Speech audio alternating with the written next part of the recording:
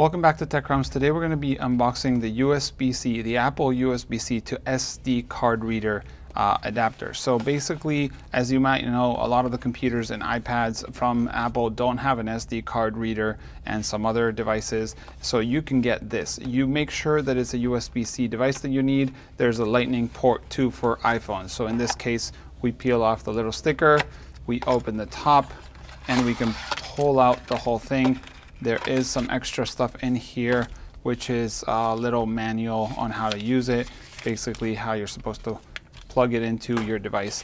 And here we have the adapter itself held by some paper. So we pull this out and we now have the SD card adapter with the USB-C. Like I said, make sure it's a USB-C that you need.